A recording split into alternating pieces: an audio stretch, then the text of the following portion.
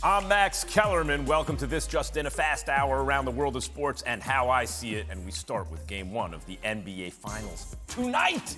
Here are the matchups to keep an eye on. Oh, it's so good. Jason Tatum has been a lead on the offensive end for Boston. The Warriors are using former #1 overall pick Andrew Wiggins, apparently, as his primary defender. There's the marquee matchup of two guards, Klay and Jaylen Brown, who've been their team's second leading scorers, each averaging around 20 points. Pretty good Robins, if you ask me. And Marcus Smart will, of course, have his hands full with Steph Curry, but then so will Steph have his hands full with Marcus Smart for his career. With Smart as the closest defender, the greatest shooter who ever lived has shot only 29%. Full house here. Brian Windhorst joining us live from the NBA Finals. JJ Redick and Dave Jacoby are here with me. Someone lowered Jacoby's seat. They put you in the kids' I'll move it up. I'll move it up. Who was in here before me? The tallest man in the world was sitting. What do we have? Amari Stoudemire? That's probably what it was. JJ just. We just ran through some key matchups, right, JJ? Show's off to a great start. Great start. Which one of the key matchups that I so expertly went into will have the greatest effect on this? Look, I think they're all important to this series. The matchup that I'm looking forward to watching the most, though, is this matchup between Jaylen Brown and Klay Thompson. And the reason I say this is because Jaylen Brown is great attacking it one-on-one. Klay Thompson hasn't been the same defender that we saw pre-leg injuries. And on the other side of the basketball, Jaylen Brown, while he can defend, he has a tendency to lack off-ball awareness, and that's really where Klay excels. So I think each of them, while they have strengths on both sides of the ball, can take advantage of each other offensively. Real quick, is that Klay is a high basketball IQ guy. Is that a basketball IQ issue for Jaylen Brown on defense, who's a very, very good defender?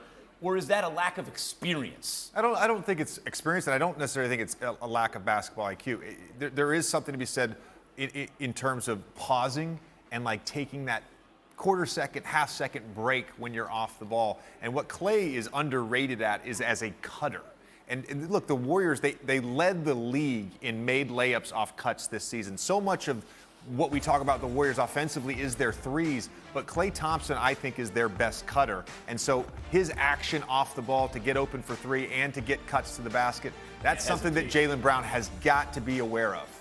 Jacoby, outside of the key of those key matchups, what problems does this Warriors offense pose for this top-rated Celtics defense? It's exactly what JJ was just talking about. It's the way that they move off the ball, all of the motion in their offense. Because if you think about who the Celtics have just faced, Giannis, just a wrecking ball going through the lane. You've got Jimmy Butler, who had two amazing performances, but they're running a lot of high pick and roll stuff. That's not what the Warriors do. They're moving and moving and constantly moving, and the Celtics are constantly switching. And switching on the ball is one thing, but switching off the ball, simultaneous switches happening. And that's when the Warriors get all those back cuts, get all those open threes for their key players. It's going to be hard for the Celtics just to sort of adjust to what the Warriors do, which is so different than what they've just faced. It's almost like overkill when you look at the complementary pieces, like Wiggins and Poole and guys like this are complementary pieces, right? Windy, you're covering your 11th NBA Finals. 6 of them have now included the Warriors. Why did they seem happier than ever at yesterday's media day? Max, I can't tell you how different it is when the last time we were here in 2019 with the Warriors, which was obviously across the bay. Now we're in these palatial new digs here. But at that team, at that time, they were so emotionally and physically drained from 5 straight finals, the Kevin Durant drama about his future, and then later on the injuries that happened in that series. The Warriors team that I encountered yesterday was completely different. They are older. They are much more perspective about their situations here. Draymond Green talked about how it's so different having 19-year-old teammates. Klay Thompson said, I don't feel that old, I'm 32, but then looks down the bench and sees guys that he's 12, 13 years older than, who were playing, when he was a teenager, completely different. He was thinking, and Steph was talking about how he talks to his young teammates about what they do when they go home from practice and how vastly different his day is than theirs. And so that perspective and this appreciation for what they've gone through since they were last year has really given them a real mix of experience, yet, excitement coming into this game. Kendra Andrews reported something I thought that Draymond said yesterday that I thought was so interesting on this show. you know, the Warriors, once upon a time, they had experienced guys on their team who got real minutes and were important, but they weren't their best players. Now, their best players are as experienced in the championship as anyone ever, right? And they have, like, really high-level, young, athletic, complementary pieces. JJ, what do the Celtics, the much less experienced team under these circumstances, have to address in crunch time in this series? Yeah, just to provide some context, the Celtics were 13-22 in clutch time games in the regular season, and going into Game 7 against the Heat, they were 1-4. Now, they ended up winning that game, but that shouldn't have really been a clutch time game anyways, because their offense completely stagnated down the stretch. I think it comes down to decision making. It's having the ball in the hands of the right players, and it's those players making good decisions. Look, sometimes it's going to be Jason Tatum taking a shot, but if the shot's not there, if the double team comes, if he drives and the second defender is in that gap, he's got to make the right decision, and they've got to take the right shots. Yeah, Jay Will on KJM in the morning convinced me yesterday that Marcus Smart is in fact the most important player in this series, because not only does he have to chase Steph Curry around, but then on the other end, he has to play like a perfect point guard, right? Jacoby, what roles do Andrew Wiggins and Jordan Poole play tonight when presumably so much attention will be on Steph? I mean, you just mentioned these two and you call them complementary players, and they sort of are, and that's just the level of talent that the Warriors have, especially on the offensive side of the ball. And we know what these two players can do offensively, but really I think the importance of these two players is going to be on the other side.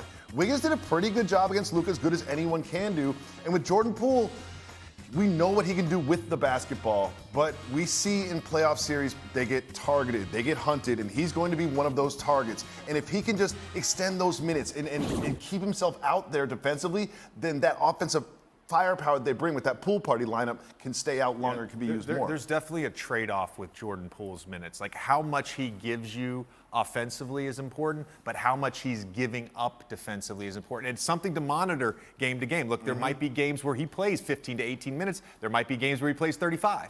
It's just a matter of that. How much is he giving up defensively? Yet another, like, more credit to Steph in terms of the culture he created there. Whatever you want to say about Steph, he is present defensively. Yes. Whatever his limitations, he is there on defense, and even that sets the right tone for a team like the Warriors. Wendy, what have the Celtics learned from their Game 1 losses in the two previous series? Yeah, they've got to take care of the ball. In Game 1 against the Bucks, Jaylen Brown, 7 turnovers. They didn't crack 90 points, and they really gave up so many possessions and led to easy baskets for the Bucks. Then, Game 1 against the Heat, it was Jason Tatum with 7 turnovers, giving up the ball. They were struggling to score, giving up easy possessions, especially on the road, where they've been very good. They're 7-2 on the road in the playoffs. I don't think they'll be intimidated by this environment, but they cannot be so sloppy with the ball. They have to play focused basketball to get themselves in the fourth quarter with a chance to win.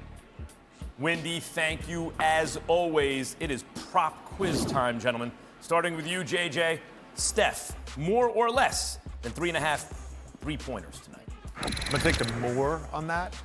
Look, I think Steph is going to score in this series. I think he's going to have to score at volume with a high amount of shots. And I don't necessarily think he's going to get a ton of good looks at the basket because of the rim protection of Al Horford and Robert Williams. So he's going to have to do it from the outside. Jacoby, Draymond, more or less than 21.5 points, rebounds, and assists tonight. He could be the most impactful player on the floor on both sides and not even come close to this number. Have none of any exactly. of those. Like he does not somehow. fill the stat sheet. We know what Draymond Green does and how important he is to this team. We saw what happened to this team and Steph Curry when he was out this season, but I'm taking the under on this, but that doesn't mean that he won't affect the win or the loss. JJ Klay, more or less than 20.5 points. I'm going to take the less on this. I do expect him to be right around his average. I want to follow up with what Jacoby just said about Draymond. And against this Celtics defense, you have to create pace. That does not show up in a stat sheet. It's those bust outs after rebounds. It's those bust outs after steals. It's the simple swing pass at times. He's got to be the pace setter for The the aggression Warriors. on offense doesn't show up in the not in the traditional box